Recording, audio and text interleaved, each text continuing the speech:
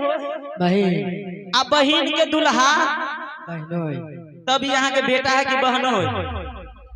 बेटा बेटा केना भेले बेटा यो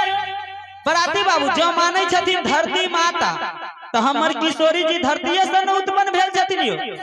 जो माने छे धरती माता त माई के बेटी बहिन आ बहिन के दुल्हा बहनोई त अहाँ के बेटा है कि बहनोई ताली मारो ताली मारो ताली मारो ताली मारो कहली ना बुरबा डुप्लीकेट है एकदम डुप्लीकेट के ओरिजिनल बापे ना आइल है इनका समझ सरकार कौन फेरा में पड़ गेली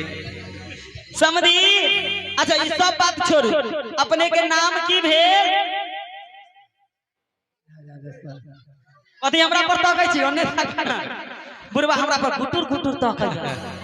की नाम है ए हमरा पर नहीं ताकब हम समझौत लागब समझिनी ओने है यो समझ सरकार अपने के नाम की भेल यो मुरी नीचा करू ना अपने के नाम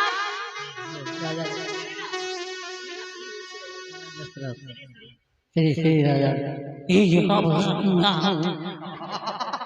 बुरबा के करे जा हुक दुम करे जो यो खोल के बाजू ना कथी नाम है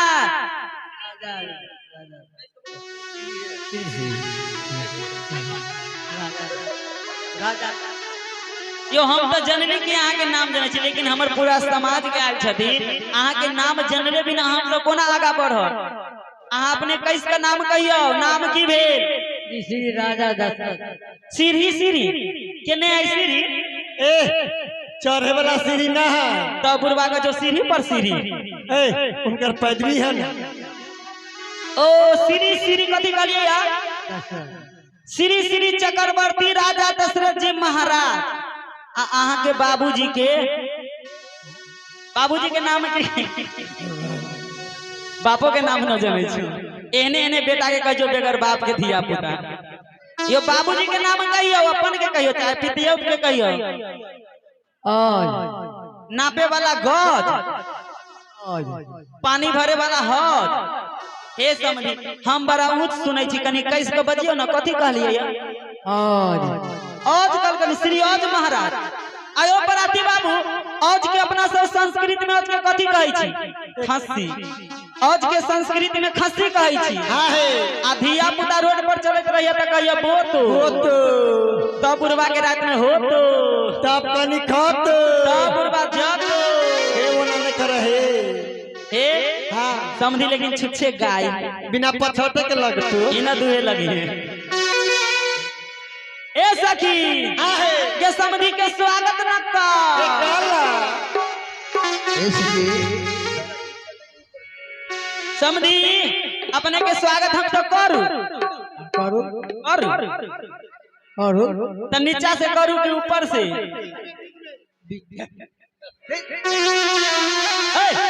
स्वागत पहले कोनो कर कुटुम किनको यहाँ जाय छे तो स्वागत कहाँ से शुरू होइया ऊपर से शुरू होई छे ना हम नीचा से करबे जो लोग के एक लोटा पानी से आग्रह होय छे ना त नीचा से होय छे ना बोले के नीचा के स्वागत होय छे सुनाओ मोरी सखिया स्वागत नारी सुनाओ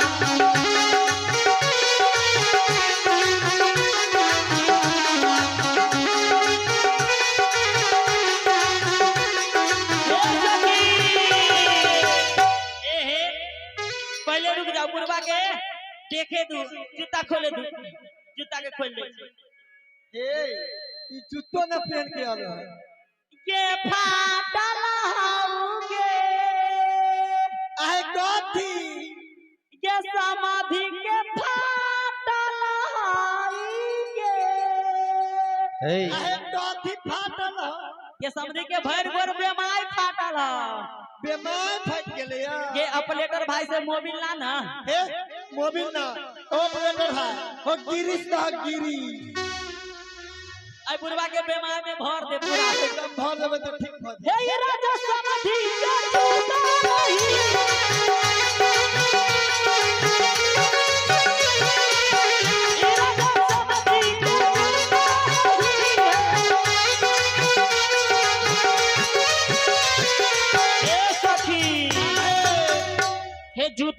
तो दूधैल गांव में बड़ा लोग सब हंसतो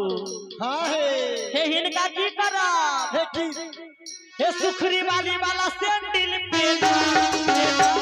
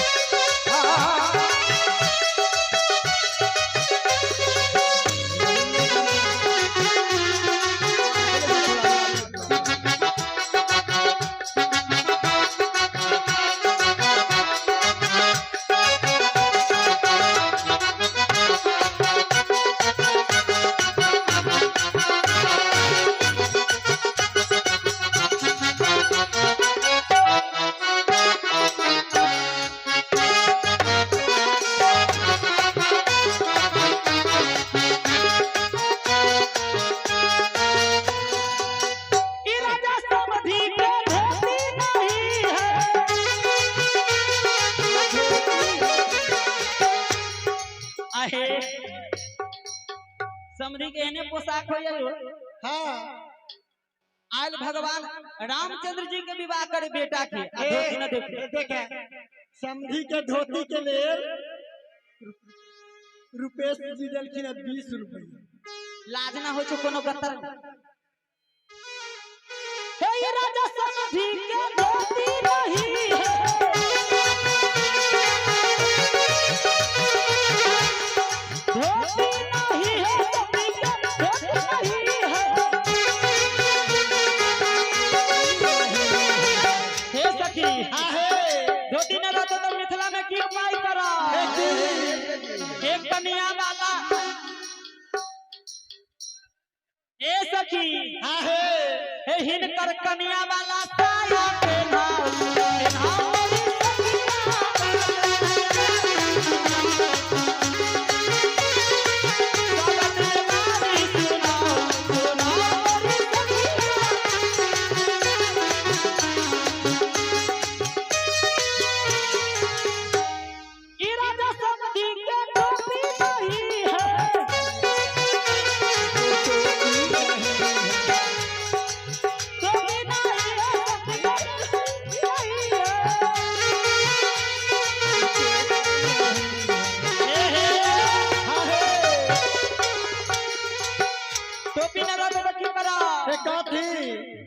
हे गोबर वाला छितनी ओढ़ा ओढ़ा मोरे सखिया छितनी ओढ़ा पागल में गारी सुनाओ सुनाओ मोरे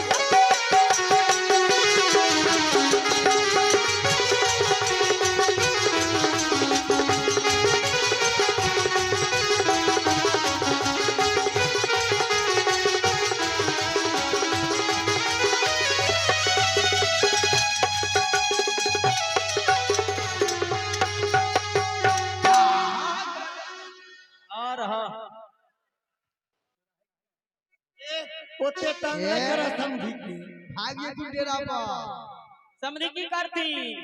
ये की करती समझी जियलो अलबेला बाहे